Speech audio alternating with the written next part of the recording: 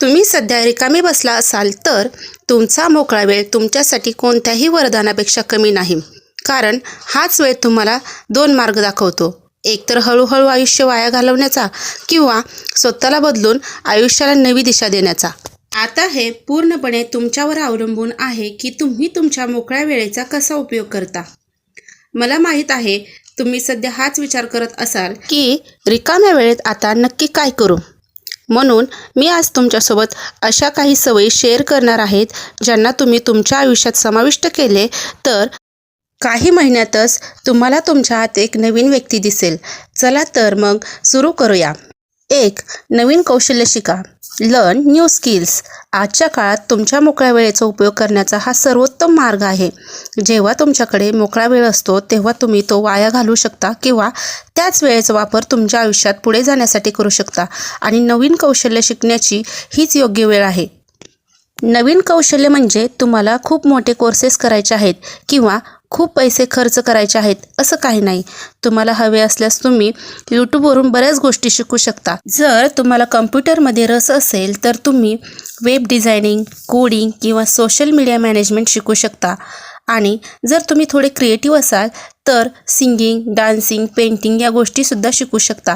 याचा फायदा असा होईल की हळूहळू तुम्ही तुमच्या कामात चांगले होत जाल. मग तो फक्त छंद राहणार नाही तर तो तुमच्यासाठी काम, पैसे आणि प्रगतीचं माध्यम बनू शकेल.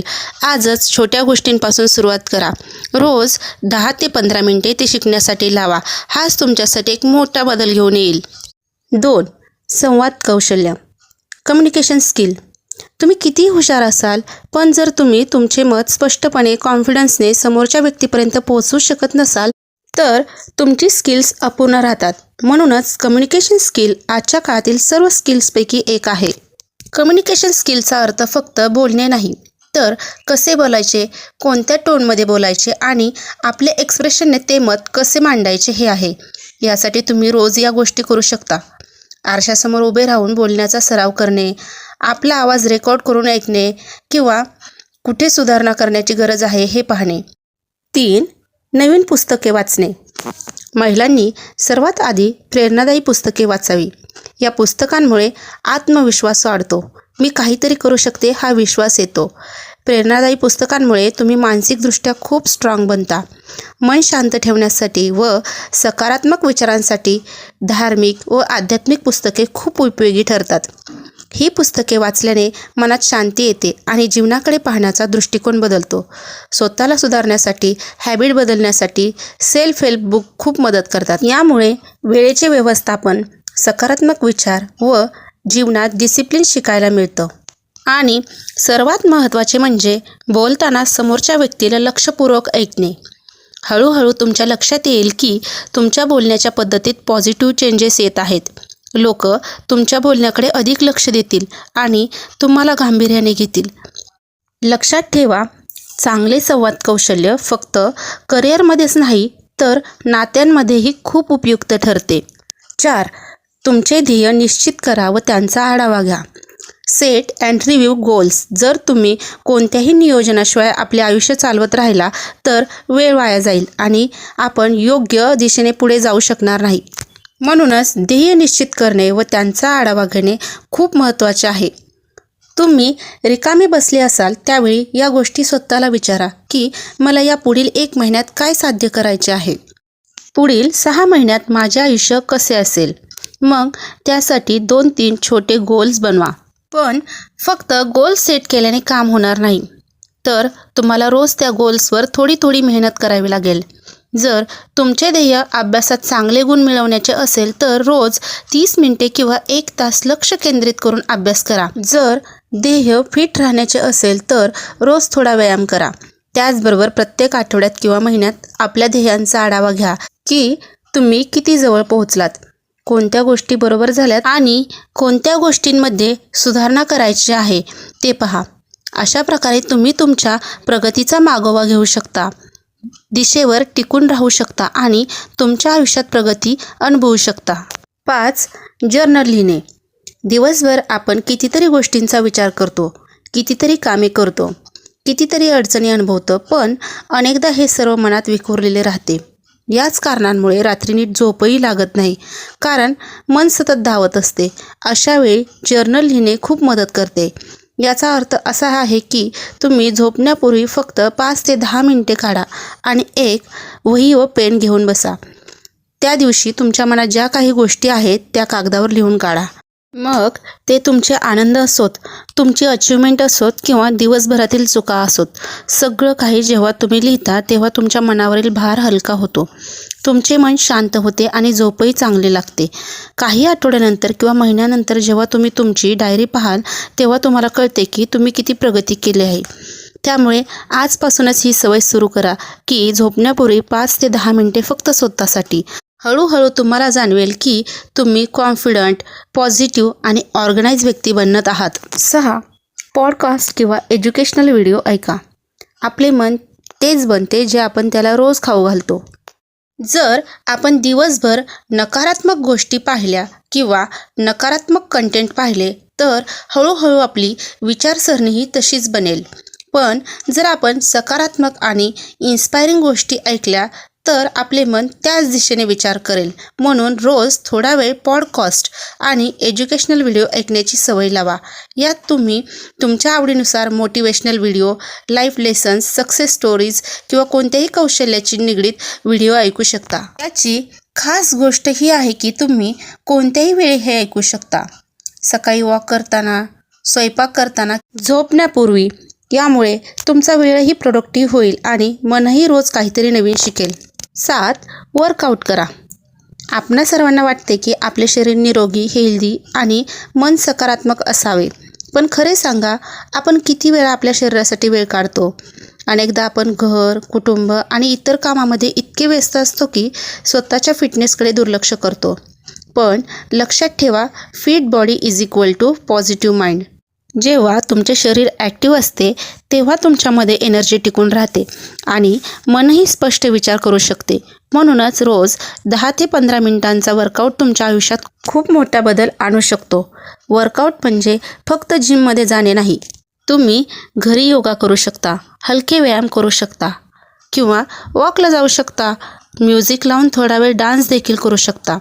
तुम्ही हळूहळू पाहाल की तुमच्यातील थकवा कमी होईल, झोप चांगली लागेल आणि आत्मविश्वासही वाढेल. 8. मेडिटेशन. आजच्या धावपळीच्या जीवनात आपले मन क्वचितच शांत बसत असेल. काम, जबाबदाऱ्या, टेन्शन आणि अगणित विचार आपल्याला सतत घेरून ठेवतात. अशा वेळी थोडा वेळ आपल्या मनाला रेस्ट आणि शांती देणे आवश्यक आहे. हेच काम मेडिटेशन करते. मेडिटेशन कसे करावे? सकाळी उठून किंवा संध्याकाळी एक शांत ठिकाणी बसा. डोळे मिटून घ्या आणि फक्त आपल्या श्वासावर लक्ष केंद्रित करा. खोल श्वास घ्या आणि हळूहळू बाहेर सोडा. सुरुवातीला तुमच्या मनात खूप विचार येतील, पण तुम्हाला फक्त त्यांना ये-जा करताना पाहायचे आहे. दिवसभरातील फक्त 5 ते 10 मिनिटांचे ध्यान तुमच्या मनातील नकारात्मकता काढून टाकते आणि तुम्हाला शांतता देते. तुमचा राग कमी होतो, तणाव नियंत्रणात येतो आणि सकारात्मक विचार वाढतात. 9. Social media detox. हे खरं आहे की सोशल मीडिया आपल्या जीवनाचा एक भाग बनला आहे. पण तुम्ही पाहिले आहे का, आपण सोशल मीडियावर जितका जास्त वेळ देतो तितकेच आपले लक्ष, शांती, आनंद कमी होतो. म्हणूनच आपण सोशल मीडियाला मर्यादित करणे गरजेचे आहे. याचा अर्थ तो पूर्णपणे सोडणे नाही, तर त्याला स्मार्टली वापर करणे. होय, दिवसभर कारण नसताना फोन स्क्रोल करण्याऐवजी स्वतःला एक वेळेची मर्यादा द्या. उदाहरणार्थ सकाळी फक्त 15 मिनिटे आणि संध्याकाळी 15 मिनिटे. तुम्हाला हवे असल्यास आठवड्यातून एक दिवस डिजिटल डिटॉक्स डे ठेवू शकता. हळूहळू तुम्हाला दिसेल की तुमच्याकडे जास्त वेळ आहे, तुम्ही अधिक प्रोडक्टिव्ह झाला आहात आणि तुमचे मनही शांत राहू लागले आहे. 10. स्वतःला चॅलेंजेस द्या. आपण अनेकदा आपल्या कम्फर्ट झोनमध्येच राहतो, त्याच गोष्टी करतो ज्या रोज करतो. पण जर तुम्ही नेहमीप्रमाणे त्याच गोष्टी करत राहिल्यात तर तुमचे आयुष्यही तसेच स्थिर राहील. म्हणून स्वतःला छोटे छोटे चॅलेंजेस द्या. उदाहरणार्थ, जर तुम्ही नेहमी उशिरा उठता तर स्वतःला चॅलेंज करा की उद्यापासून लवकर उठाल. अभ्यास किंवा कामात मागे पडत असाल तर रोज थोडा वेळ वाढून अभ्यास करा. छोटे छोटे आव्हानं पूर्ण केल्याने तुमचा आत्मविश्वास वाढेल, शिस्त येईल आणि तुम्ही तुमच्यातील सामर्थ्य ओळखाल.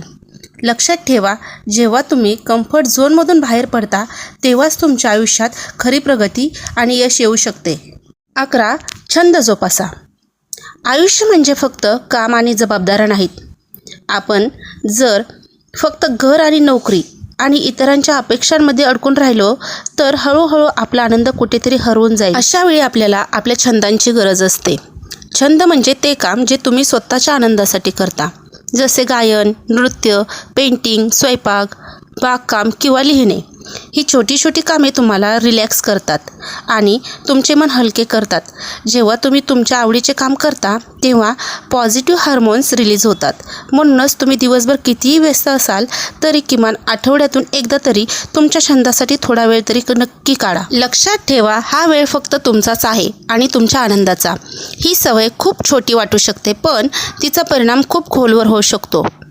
आपल्या सर्वांकडे दिवसभरातील 10 ते 15 मिनिटे नक्कीच मोकळी असतात. जर तुम्ही हा वेळ मोबाईल स्क्रोल करण्याऐवजी पुस्तके वाचण्यात घालवला तर तुम्ही रोज नवीन काहीतरी शिकाल आणि हळूहळू तुमची विचारसरणीही सकारात्मक होऊ शकते. 12. आपल्या माणसांना धरून राहा. आपल्यामधील बरेच लोक मोकळ्या वेळेत TV किंवा मोबाईलमध्ये गढून जातात. आपल्या आजूबाजूच्या लोकांशी किंवा घरातील लोकांशी खऱ्या अर्थाने जोडले जात नाहीत. पण लक्षात ठेवा, आपले खरे सामर्थ्य आपल्या लोकांमध्ये आहे. आपल्या कुटुंबातील सदस्य, मित्र आणि जवळच्या लोकांसोबत टाईम स्पेंड करावा. त्यांच्या सुखदुःखात सहभागी व्हा. जेव्हा तुम्ही खऱ्या मनाने जोडले जाताल तेव्हा तुमचे संबंध मजबूत होतात आणि आयुष्यात आनंदाची भावना वाढते. 14. Mirror practice. ही एक छोटीशी सवय आहे पण तिचे परिणाम चमत्कारिक असतात.